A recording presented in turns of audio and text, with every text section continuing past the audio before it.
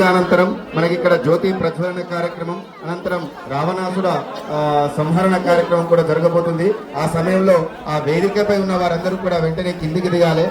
అక్కడి నుంచి సాంస్కృతిక కార్యక్రమాలు ప్రారంభమవుతాయి కాబట్టి దయచేసి అందరూ గమనించాలని చెప్పేసి కోరుతా ఉన్నాం.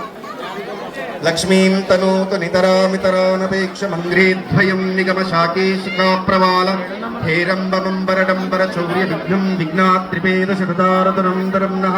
నేడు మనం జరుపుకునేటువంటి ఈ యొక్క సంబరాలు, ఈ దసరా ఉత్సవాలు ఎలాంటి విఘ్నాలు లేకుండా చాలా ప్రశాంతంగా ఈ యొక్క పండుగ జరుపుకోవాలని చెప్పి మనసారా కోరుకుంటూ ఆ స్వామివారిని ప్రార్థిస్తున్నాం.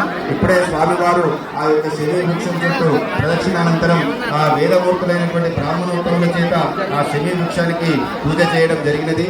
అందరూ భక్తులు కూడా ఆ యొక్క శని వృక్షం యొక్క పత్రాలను, ఆ ఆకులన్నీ కూడా స్వీకరిస్తున్నారు. ఇది ఒక గొప్పనైనటువంటి సందర్భం. ఈ శమి వృక్షాన్ని పూజించడమే కాదు, ఆ శమి వృక్షం యొక్క పత్రాలను బంగారంగా, దయచేసి భక్తులు ఎవరు కూడా అలా పోటీ పడదండి, తర్వాత ప్రమాదం గుంజుకొస్తుంది.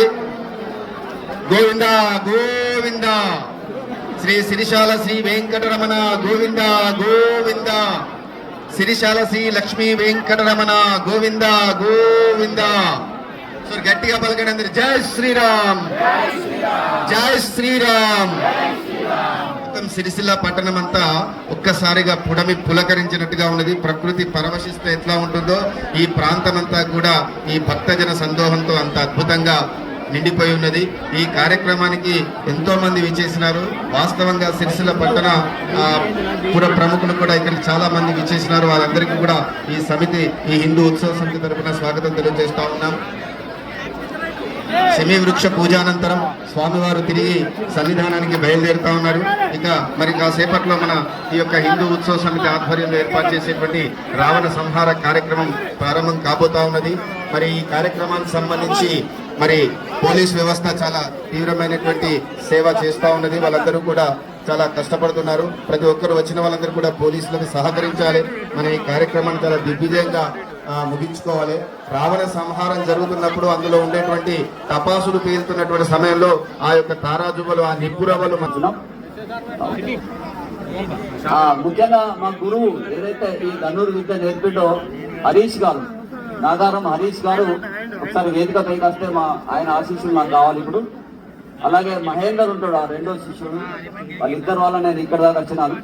కాబట్టి జయ విజయాలు వైకుంఠ పాలకులు ఉన్నప్పుడు సనక సనందులు అక్కడికి వెళ్తే వాళ్ళు అడ్డగిస్తే వాళ్ళకి శాపం పెడతారు. ఏంటంటే మీరు 3 యుగాలలో రాక్షసుల లేక మానవులుగా జన్మించాలని శాపిస్తే వీళ్ళు వెళ్ళి వైకుంఠ వాసుని మొరబెట్టుకుంటే మరి ఏం చేద్దాం, మీకు 7 జన్మలు మానవులు కావాలన్నా 3 జన్మలు రాక్షసులు కావాలంటే అయ్యా మేము తొందరగా 3 జన్మలకే మీ దగ్గరికి రావాలని కోరుకున్నప్పుడు కృతాయుగంలో మనకు తెలుసు భక్త ప్రహ్లాద తండ్రి హిరణ్యకశిపుడు అలాగే హిరణ్యాక్షుడు వాళ్ళిద్దరు కూడా ఒకటేమో వరాహ అవతారం ద్వారా, ఒకటి నరసింహ అవతారం ద్వారా వాళ్ళిద్దరిని వధించడం జరుగుతుంది. రెండో త్రేతాయుగంలో మరి రావణుడు తమ్ముడు రావణుడు అలాగే కుంభకర్ణుడు వీళ్ళిద్దరు కూడా అన్నదమ్ములుగా వాళ్ళు కూడా జయ విజయులే. వారికి ముక్తి కలగడానికి రాముడు అవతారంలో ముక్తి కలిగిస్తాడు. తర్వాత ద్వాపర యుగంకి వచ్చినప్పుడు ఈ శిశుపాల వక్ర దంతులు వీళ్ళిద్దరు అన్నదమ్ములు, వారిని కూడా 100 తప్పులు చేసిన తర్వాత శ్రీకృష్ణుడు అలాగే మిగతా వాళ్ళను అంతం చేయడం జరుగుతుంది. ఈ విధంగా వాళ్ళు 3 జన్మల రాక్షసులు ఎత్తి మళ్ళీ వైకుంఠాన్ని చేరుకుంటారు. కాబట్టి మనం ఏదో అనుకోవాల్సిన అవసరం లేదు, కారణ జన్ములు వాళ్ళు, కాబట్టి వాళ్ళకి ముక్తి దొరికిందని మనం అనుకోవాలి. కాబట్టి ఇవాళ దసరా ఉత్సవం, విజయదశమి. శమి అయితే పాపం, శమి శత్రు వినాశిని. అర్జునస్య ధనుర్ధారి రామస్య ప్రియ దర్శిని. అంటే ఎప్పుడైతే విరాట పర్వంలో వాళ్ళు అజ్ఞాతవాసంలో ఉన్నటువంటి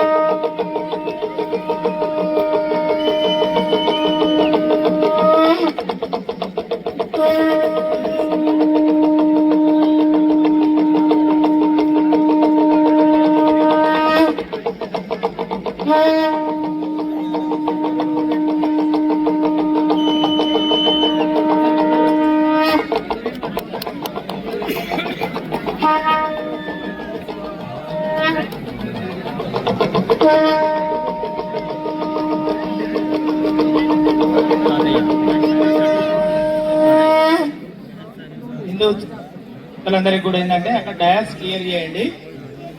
ముఖ్య అతిథి గారు, ఎస్పీ గారు, ధనుర్ధారులు కూడా అందరి అక్కడికి వస్తున్నారు కాబట్టి మరొకటి ఈ హిందుత్వము, హిందూ ధర్మం అనేది మనందరినీ తలెత్తుకొని చేసే విధంగా ఉంటుంది. అహింస పరమో ధర్మ అని చెప్తున్నాం. అదేవిధంగా ధర్మహింస తథైవచాన్ని కూడా చెప్తున్నాం. అంత గొప్పదైనటువంటి ధర్మం ఈ హిందూ ధర్మం.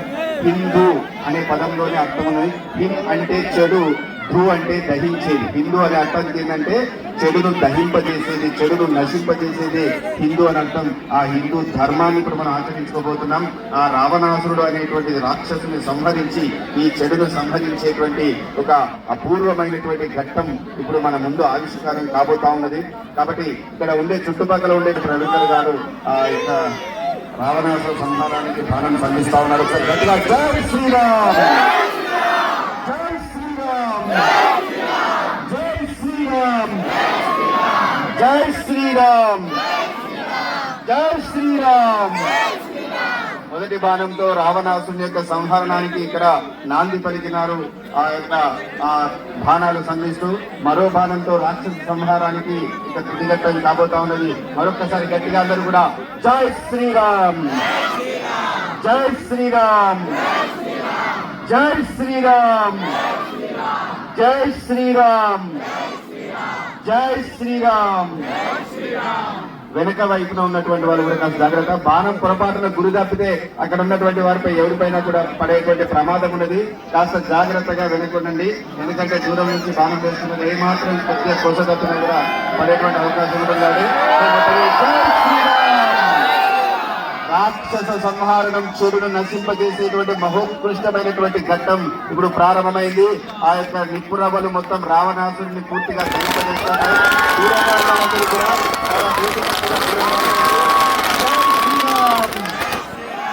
జై శ్రీరామ్, జై శ్రీరామ్.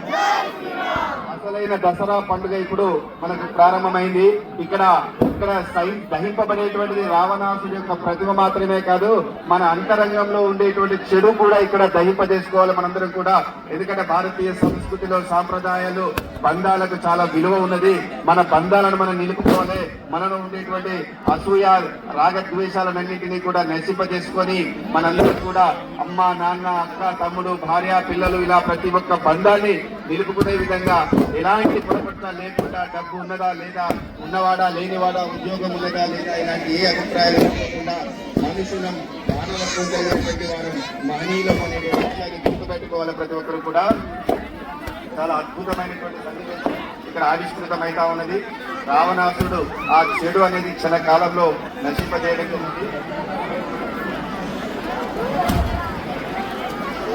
జై శ్రీరామ్, జై శ్రీరామ్. చాలా గొప్పనైనటువంటి సందర్భం అండి భారతదేశంలో. ఎందుకంటే దూరం దూరం దూరం కాబట్టి జాగ్రత్తగా ఉండాలని మొదటి హెచ్చరిస్తూనే ఉన్నాను.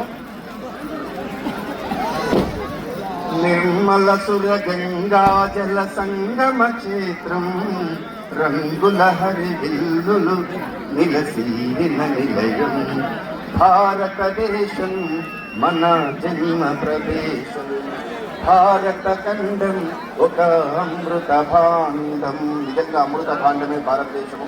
ఇంత గొప్పనైన సంస్కృతి మన సంస్కృతి.